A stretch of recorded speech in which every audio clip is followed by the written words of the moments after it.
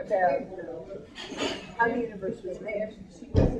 Well, all of the chemicals that were created with the Big Bang exist continuously throughout the universe. And those chemicals just keep recycling, keep reforming in different ways. So this stuff that we're made of, these atoms, molecules that we see, have existed since the beginning of time. And these atoms just keep recycling. We are made of stardust. We are the stuff of planets. And that which we are made of has existed from the beginning of time and will exist eternally.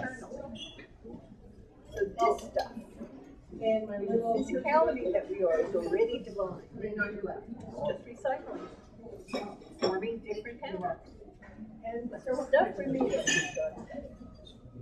Now, scientists will tell you energy can neither be created nor destroyed. They haven't transformed. So the energy that we associate with being alive can never die.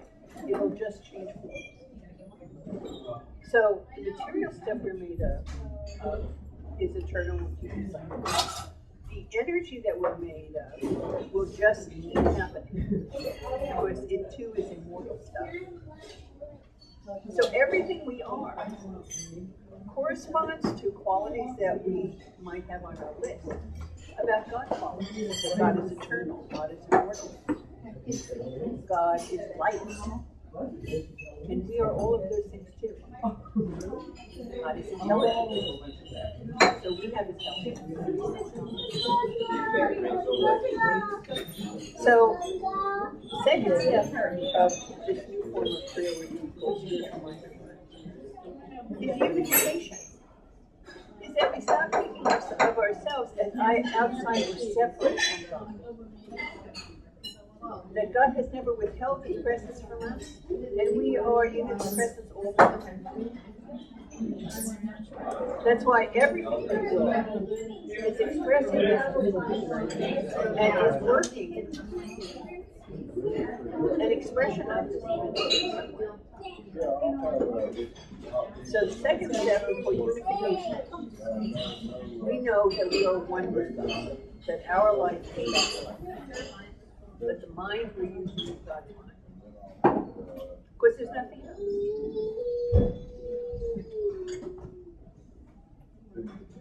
Nope, I gave it from last time. So if we accept the first step, which is recognition, second step is unification.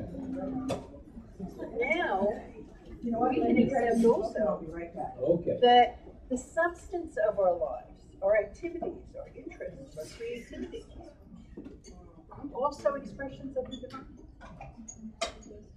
And instead of deciding, naming, remember how important naming is. Naming some part of our life good and some of our life not good.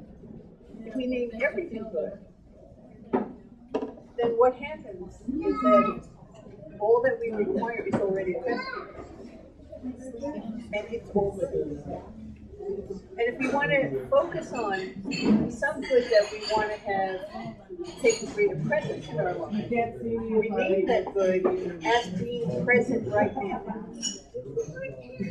So this step is called realization. That we realize that the infinite good, that's available to us, what we desire is already in existence.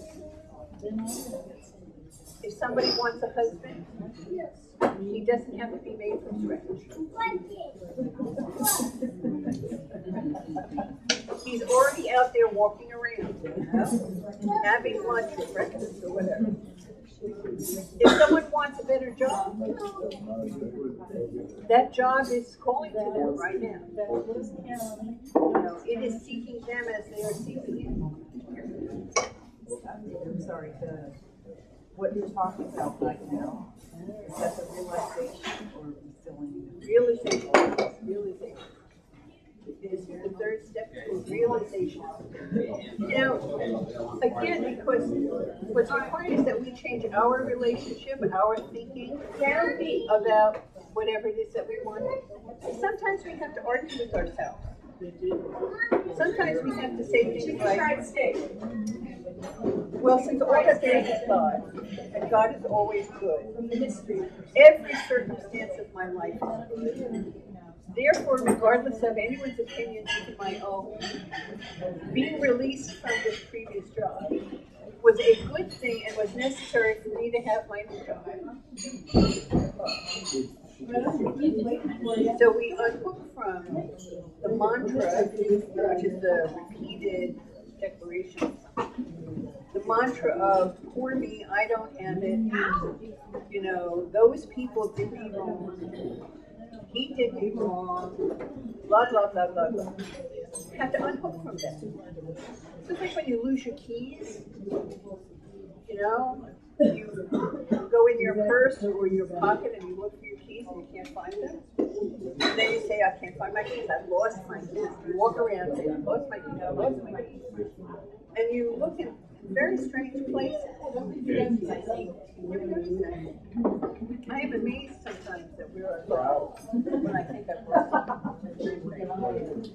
And I keep doing that until I stop myself and I say, I had my keys, and I imagine myself putting my keys in my keys. Right? I come back to unification with my keys. I come back to accepting their presence with right now. Even if it's an imaginary thing. I imagine myself having those keys right now. And I walk through the activity of my life. And I open the freezer and there are my keys. Because I have claimed them. And as a result of claiming them, and knowing that they were with me, I move aside all of the doubt and disbelief and mantra of lack and limitation that I have been doing. Now this applies to all of us. They actually used this in the big show. When John F. Kennedy announced that we were going to go to the moon in 10 years, the scientists all said, yay! And they came together and they sat down and they started trying to figure it all out and they realized nobody's ever done this before. How the hell are we going to do it? And they started sniping at each other, you know. They didn't want to be blamed for not succeeding. And this wonderful man got all of them together to you just go along with it. Just enter in and go along with me. Congratulations, congratulations, congratulations. Slap each other on the back, shake each other's hands, jump up and down. We did it. We went to the moon and back. The guys got there safely. We've had ticker tape parades.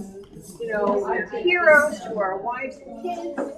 You know, it's fabulous. We're fabulous. We all did a great job. By the way, what would this phase one look like? See, they entered into the atmosphere of success, the feeling of success, the experience of success. And from that place of holding that success, they could see clearly what was the pathway. They had consensus. They had agreement among all of these people. And they said, hey, we haven't had agreement in 14 years. So they went forward. They did this as their first phase, phase one.